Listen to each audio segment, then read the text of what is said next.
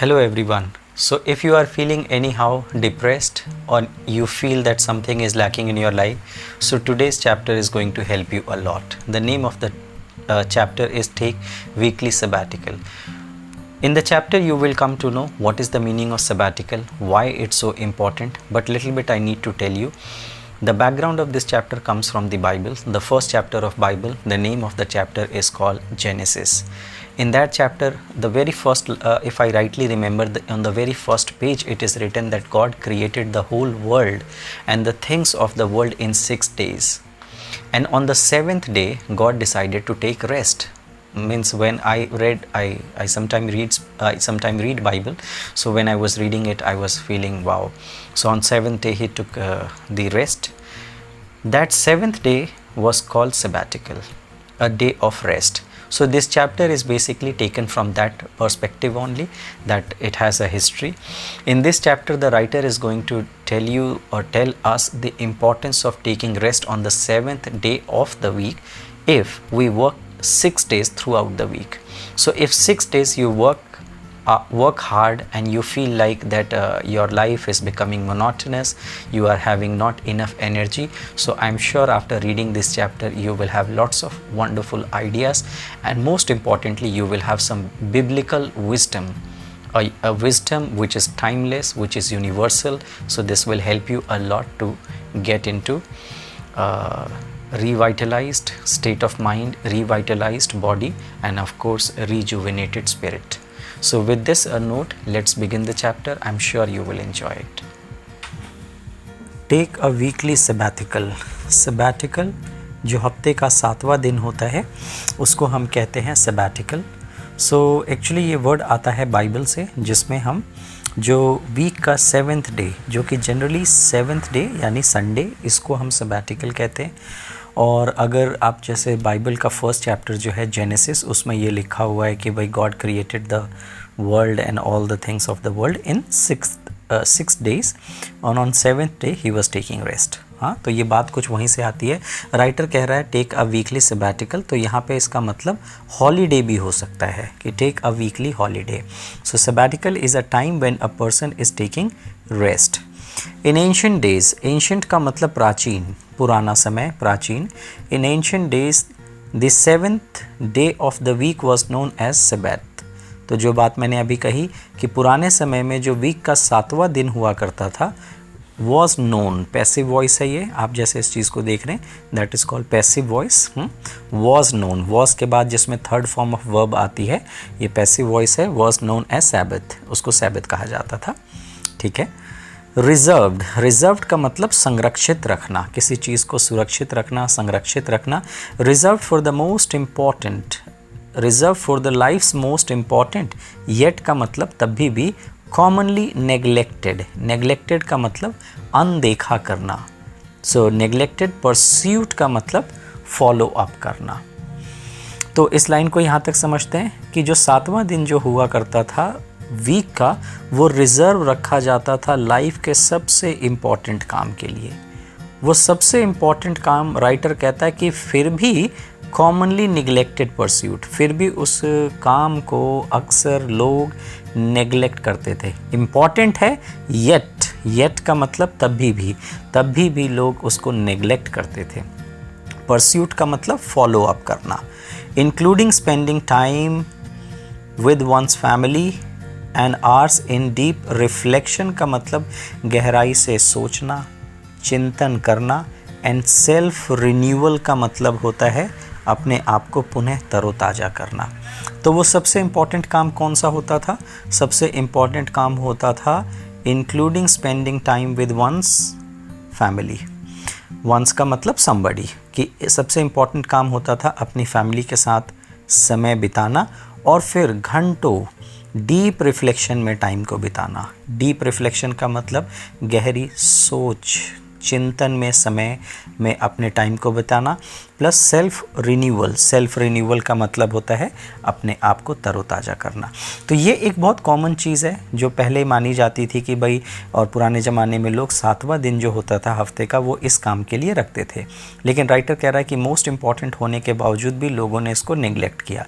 Neglect का मतलब अनदेखा करना, छोड़ देना. ठीक है। It provided a chance for hard working people, it provided a chance for hard working people to renew their batteries and spend a day living more. Next उसमें देखेंगे कि इट प्रोवाइडेड, इट से मतलब ये सबैटिकल जो 7वां दिन होता था, ये लोगों को प्रोवाइड करता था एक चांस, एक मौका। कौन से लोगों को? जो हार्ड वर्किंग लोग, जो मेहनती किस्म के लोग होते थे, हार्ड वर्किंग पीपल को मौका मिलता था कि वो अपनी बैटरीज़ को, बैटरी तो आप जानते हैं जैसे फ़ोन की बैटरीज़ होती हैं, अपनी फ़ोन की बैटरी को रिन्यू कर सकें, यानी दोबारा से चार्ज कर सकें, ताकि वो जो अपने दिन हैं उसको वो अच्छे तरीके से स्पेंड कर सकें। तो जैसे होता है ना कि अगर हम अपने फ़ोन को अगर उसकी बैटरी को अगर बहुत अच्छे से चार्ज कर लेते हैं तो हम पूरे दिन उसका बेहतर इस्तेमाल कर सकते हैं। हाउएवर का मतलब हालांकि, खैर हालांकि। हाउएवर, एज़ का मतलब जैसे, एज़ सेंटेंस के शुरू में आए तो इसका मतलब होता है जैसे। एज़ द पेस, पेस का मतलब होता है गति, स्पीड, स्पीड का दूसरा वर्ड है pace. So as the pace of life quicken, लेकिन जैसे जैसे ज़िंदगी की गति तेज हो गई, the more activities begin to compete for people's attention. Compete का मतलब होता है प्रतिस्पर्धा करना, कंपटीशन करना। तो जैसे जैसे ज़िंदगी की गति तेज हुई, क्विकन, क्विकन का मतलब फास्ट, क्विक, जैसे हम बोलते हैं ना quick up, quick quick fast. तो जैसे जैसे ज़िंदगी की गति क्विक होती गई, राइटर कह रहा है, और ज़्यादा से ज़्यादा जो एक्टिविटीज़ थी हमारी ज़िंदगी में, हमारी अटेंशन के लिए आपस में एक दूसरे से प्रतिस्पर्धा करने लग गई। मतलब हमारे पास बहुत सारे जब काम करने के लिए हो गए, तो राइटर कह रहा है this wonderful tradition was lost. तो ये जो एक बेहतरीन ट्रेडिशन का मतलब जो एक परंपरा थी, ट्रेडिशन, परंपरा जो थी कि 7वें दिन रेस्ट करने की, वो खो गई। Lost with, along with tremendous, tremendous का मतलब होता है बहुत ज़्यादा, बड़ी मात्रा में। With the tremendous personal benefit that flowed from it, flowed का मतलब बहना, ठीक है, मूव, बहना, चलना। तो जो इस ट्रिमेंडस बेनिफिट्स हमें मिलते थे इस ट्रेडिशन से, वो ट्रेडिशन खो गई। तो वो ट्रेडिशन कौन सी थी? वो ट्रेडिशन थी कि भाई हफ्ते के 7वें दिन एक पर्सन, जो लाइफ की सबसे इम्पॉर्टेंट चीज़ है, उस दिन रेस्ट करे। तो ये ट्रेडिशन राइटर कह रहा है खो गई। आगे बढ़ते हैं। स्ट्रेस, स्ट्रेस का मतलब होता है तनाव। स्ट्रेस का मतलब जैसे एंग्जाइटी, स्ट्रेस, तनाव। Stress itself is not a bad thing. जैसे हम जनरली सोचते हैं कि स्ट्रेस एक बुरी चीज़ है, लेकिन राइटर क्या कह रहा है? Stress itself is not a bad thing. जो स्ट्रेस है वो अपने आप में स्वयं एक बुरी चीज़ नहीं है। क्यों? It can often help us perform at our best. कई बार स्ट्रेस जो है वो ऑफन का मतलब अक्सर, ऑफन मीन्स अक्सर, कि जो स्ट्रेस है वो अक्सर हमारी मदद करती है कि हम जो काम कर रहे हैं उसमें अच्छे से, बेहतर तरीके से परफॉर्म कर सकें। एक्सपैंड का मतलब बढ़ाना, किसी चीज़ को एक्सपैंड करना, विस्तृत करना, बढ़ाना। एक्सपैंड बियॉन्ड का मतलब परे, परे, उस पार, दूर। सो expand beyond our limitations and achieve things that would otherwise astonish us। तो हम अगर स्ट्रेस में होते हैं तो हम अपनी लिमिट्स को क्या करते हैं? बढ़ाते हैं। ऑब्वियस है, एक पर्सन जब स्ट्रेस में होता है तो वो अगर पॉजिटिवली उस चीज़ को ले रहा है तो स्ट्रेस को वो क्या करेगा? अपनी लिमिट्स को बढ़ाने की कोशिश करेगा और फिर वो उन चीज़ों को अचीव करेगा। अचीव का मतलब प्राप्त करना, जो उसने अदरवाइज, अन्यथा, वो उसको सरप्राइज़ करती। एस्टॉनिश का मतलब होता है सरप्राइज़ करना, मतलब शायद वो उन चीज़ों को सोच भी नहीं सकता अचीव करने की, लेकिन क्योंकि वो स्ट्रेस में है तो स्ट्रेस में होने की वजह से वो उन चीज़ों पे बहुत ज़्यादा फोकस करेगा और उनको स्ट्रेस में होने की वजह से अपने परफॉर्मेंस को बेहतर करेगा। तो राइटर ने यहाँ पे बताया कि स्ट्रेस जो है, इस पैराग्राफ में आपने सीखा, स्ट्रेस हमेशा एक बुरी चीज़ नहीं होती, ये एक अच्छी चीज़ भी है, क्योंकि ये हमारी हेल्प करती है कि हम अपनी लिमिटेशंस को बढ़ाएं और हम उन चीज़ों को प्राप्त करें जिनको जनरली हम देख के आश्चर्यचकित होते। Just ask any elite athlete. Elite का मतलब होता है उच्च वर्ग का, उच्च दर्जे का, एलीट, ठीक है। एथलीट का मतलब आपको पता है, एथलीट हम जो स्पोर्ट्समैन होते हैं, जो रनर होते हैं, धावक होते हैं, उनको हम एथलीट कहते हैं। So just ask any elite athlete, किसी बढ़िया किस्म के एथलीट से आप पूछिए। द रियल प्रॉब्लम लाइज का मतलब होना, रहना, lies. The real problem lies यानी होना इन द फैक्ट कि लाइफ में जो असली प्रॉब्लम है वो इस बात में है, this age of global anxiety we do not get enough relief from stress. ये जो एक ग्लोबल एंजाइटी का मतलब तनाव, जो ये एक ग्लोबल पूरी दुनिया में जो एक एंजाइटी का जो आजकल एक एज का मतलब युग, एक एज का मतलब होता है उम्र और एज का दूसरा मतलब होता है युग, कि इस ग्लोबल एंजाइटी के युग में हमें इनफ, पर्याप्त हमें रिलीफ नहीं मिलता स्ट्रेस से। तो आप किसी भी एथलीट से अगर पूछेंगे तो वो आपको बताएगा कि भाई आजकल लोग स्ट्रेस में, मतलब ऑब्वियस है सभी लोग स्ट्रेस में काम करते हैं। तो राइटर क्या कहता है यहाँ से, सो का मतलब इसलिए, सो माने इसलिए, अतः रिवाइटलाइज का मतलब होता है तरोताज़ा करना, पुनः तरोताज़ा करना, बैटरी रिचार्ज करने के लिए बहुत अच्छा वर्ड है। आप अपने आप को, जैसे हम बोलते हैं ना कि हम अगर सुबह नहा के अपने आप को रिवाइटलाइज करते हैं, मेडिटेशन करके हम रिवाइटलाइज फील करते हैं, जैसे एक प्रोडक्ट भी आता है रिवाइटलाइज, आपने सुना भी होगा। So to revitalise your self and nourish का मतलब होता है पालन पोषण करना, किसी चीज़ की देखभाल करना। तो इस लाइन को दोबारा से देखते हैं। To revitalise your self and nourish the deepest part of you, plan for a weekly period of peace. Writer कह रहा है कि अपने आप को रिवाइटलाइज करने के लिए और अपने जो डीपेस्ट पार्ट है आपकी ज़िंदगी का, जो सबसे गहरा आपका जो सोच है, समझ है, उसको नरिश करने के लिए प्लान कीजिए एक वीकली पीरियड का। एक वीकली पीरियड का, पीरियड किस चीज़ का होना चाहिए? पीस, शांति का। अ वीकली सबैटिकल, एक वीकली रेस्ट का। To get back from the simpler pleasures of life, कि आप दोबारा से एक सिंपल, जो अपनी लाइफ में आपके सिंपल प्लेजर्स का मतलब खुशियाँ, जो प्लेजर्स लाइफ की होती है, छोटी छोटी जो सिंपल खुशियाँ होती हैं, उनकी तरफ वापस आइए। तो वो क्या हो सकती हैं? Pleasures that may have given up, pleasures that you may have given up as your days grew busier and your life more complex का मतलब होता है जटिल, कि हो सकता है कि जब आपकी लाइफ ज़्यादा जटिल होने लग गई और आप अपनी लाइफ में ज़्यादा बिजी होने लग गए, ग्रू का मतलब बढ़ना, ठीक है, कि जब आप अपनी लाइफ में ज़्यादा बिजी होने लग गए, जब आप अपनी लाइफ में ज़्यादा कॉम्प्लेक्स यानी आपकी लाइफ ज़्यादा कॉम्प्लिकेटेड, जटिल होने लग गई, तो वो सिंपल जो आपके लाइफ के प्लेजर्स थे आपने गिव अप कर दिया। गिव अप का मतलब होता है छोड़ देना, ठीक है, छोड़ देना। तो कई बार ऐसा होता है कि जब हम बहुत ज़्यादा बिजी होते हैं, लाइफ कॉम्प्लेक्स होने लग जाती है, जैसे जैसे हम बड़े होते हैं तो हम अपनी लाइफ की बेसिक चीज़ों को छोड़ते रहते हैं। तो राइटर क्या कहता है? ब्रिंगिंग दिस सिंपल रिचुअल का मतलब होता है, फिर वही रिचुअल, कस्टम, ट्रेडिशन का दूसरा वर्ड है, यानी परंपरा। So bringing this simple ritual into your weeks will help you reduce का मतलब कम करना, रिड्यूस का मतलब कम करना स्ट्रेस। अगर आप ये सिंपल रिचुअल दोबारा से अपनी ज़िंदगी में लेके आते हैं तो ये आपके स्ट्रेस को कम करेगा। हाँ, कि bringing this simple ritual into your weeks will help you reduce stress, आपके स्ट्रेस को कम करेगा।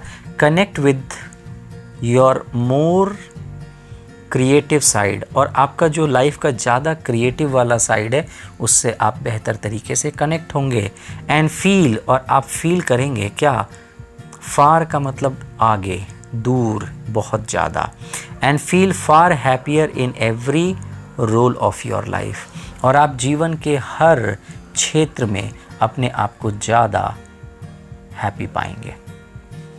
सो राइटर क्या कहता है? Your weekly sabbatical does not have to last का मतलब चलना, टिके रहना। लास्ट का एक मतलब होता है टिके रहना, चलना। So your weekly sabbatical does not have to last for a full day. ऐसा नहीं है कि अगर आपको रेस्ट लेना है तो पूरा संडे, मतलब संडे मॉर्निंग से लेके संडे नाइट तक आप बिल्कुल रेस्ट में रहें, ऐसा नहीं है। राइटर कह रहा है all you need are a few hours alone, बस आपको इतना चाहिए कि कुछ आवर्स आपके अलोन, अकेले में आप बिताएं। परहैप्स का मतलब शायद। On a quite Sunday morning, एक जो शांत सुबह, जो संडे की सुबह हो, उस दिन को आप क्या करें? यू कैन स्पेंड मतलब खर्च करना some time doing things you love to do the most.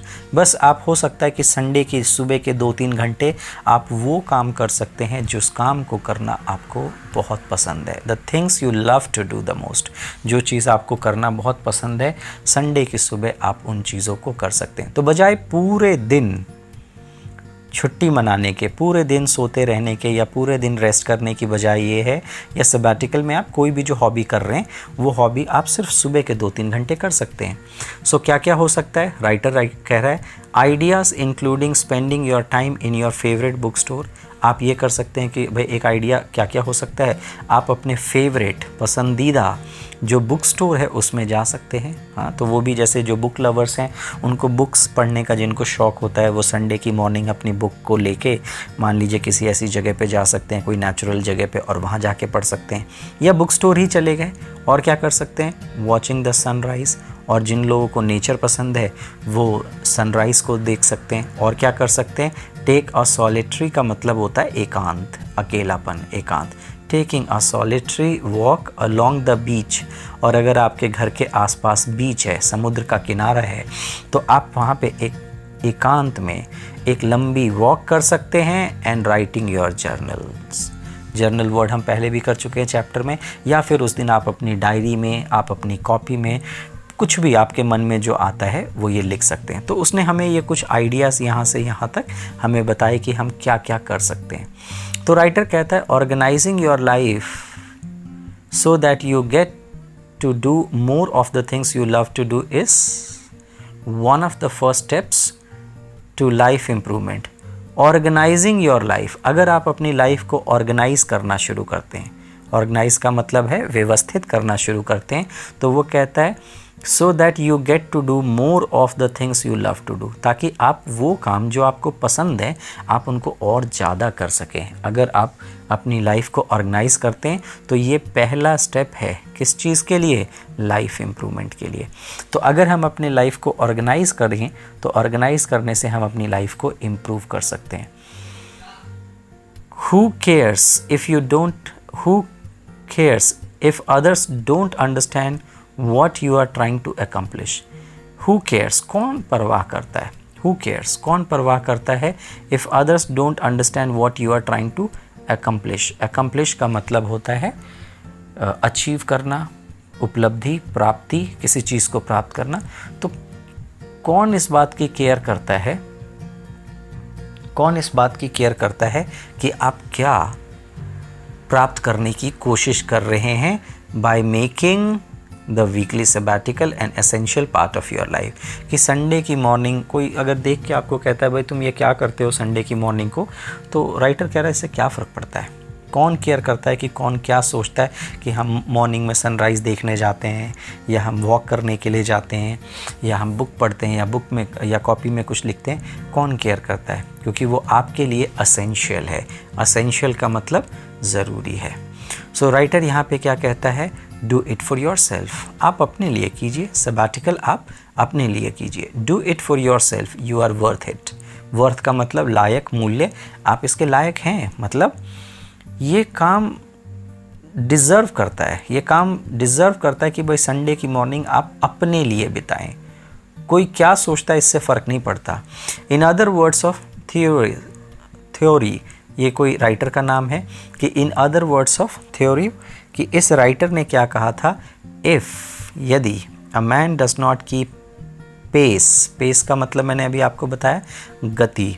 If a man does not keep pace with his companions का मतलब सहयोगी, साथी। अगर एक आदमी अपने सहयोगी और साथियों के साथ गति बना के नहीं रखता है, perhaps it is because he hears different drummer, तो शायद वो कोई दूसरी चीज़ करने का प्लान। ये एक बहुत फेमस कोटेशन है, नाउ आई रिमेंबर, कि अगर एक आदमी मान लीजिए अपने बगल वालों के साथ मिल के नहीं चल रहा है या उनके तौर तरीके से काम नहीं कर रहा, तो perhaps he hears different drummer, मतलब फिर उसके दिमाग में कोई और प्लान चल रहा है, वो इंसान कुछ और करना चाह रहा है। क्योंकि अगर ऑब्वियस है जब हम कुछ अलग करना चाहेंगे तो हमें भीड़ से अलग होना पड़ेगा, हमें भीड़ को छोड़ना पड़ेगा, और भीड़ फिर आपसे पूछेगी, भीड़ का मतलब आपके जो साथ रहने वाले लोग हैं वो पूछेंगे कि यार तुम ऐसी ज़िंदगी क्यों नहीं जी रहे हो। ठीक है, तो ये इस ऑथर ने जो कहा था कि if a man does not keep pace pace का मतलब गति, with his companions, perhaps he hears, it is because he hears a different drummers.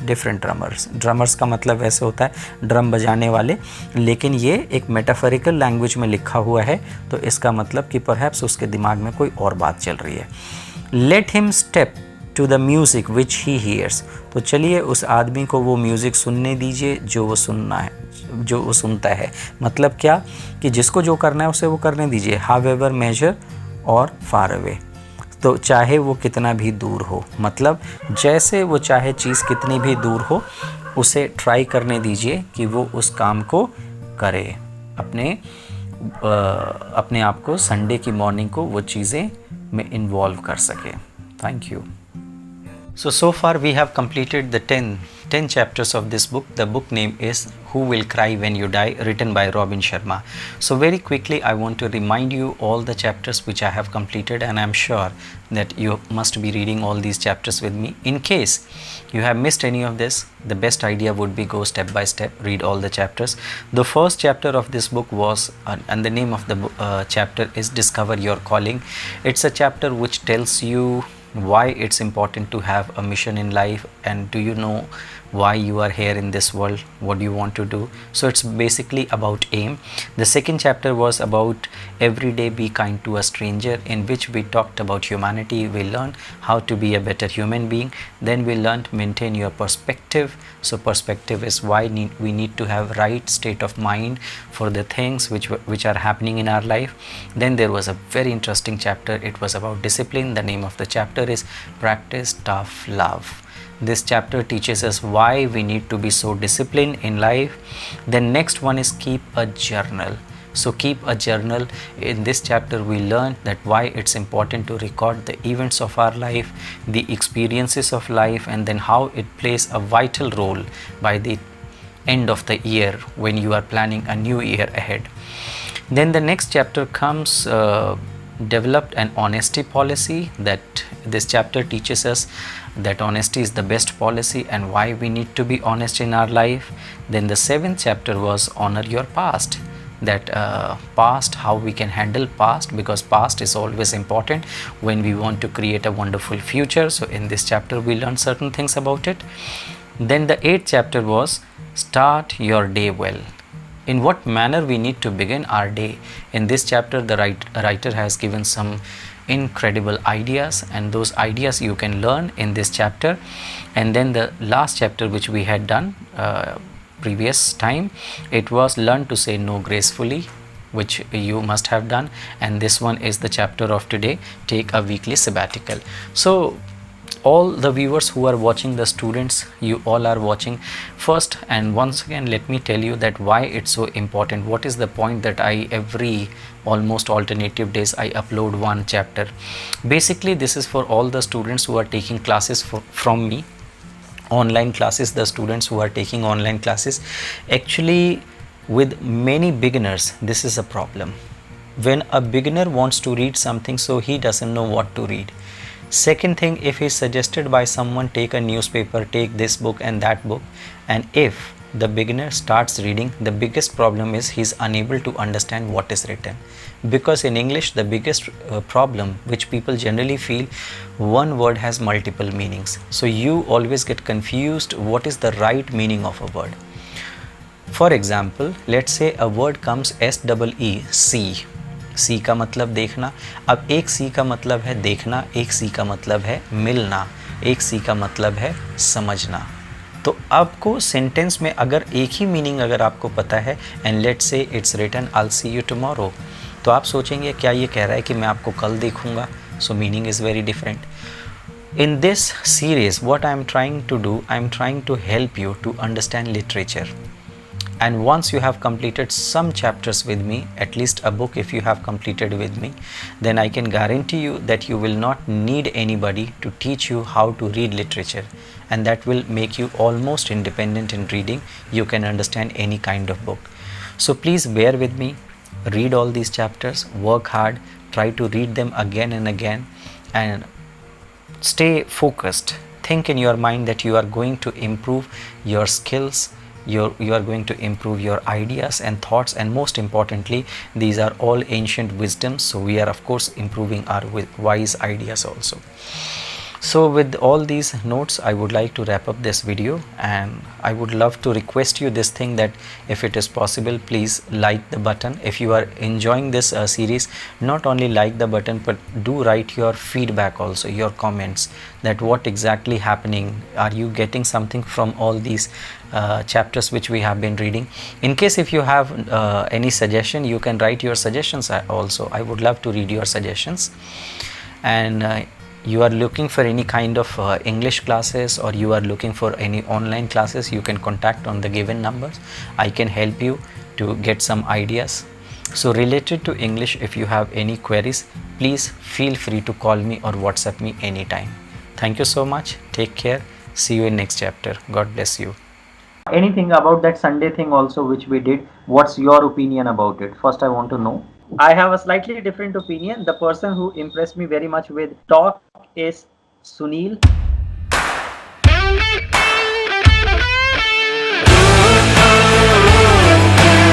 And please do share this information with someone who is in need. Maybe someone is looking for this kind of online class. If it is possible, please share this information with them.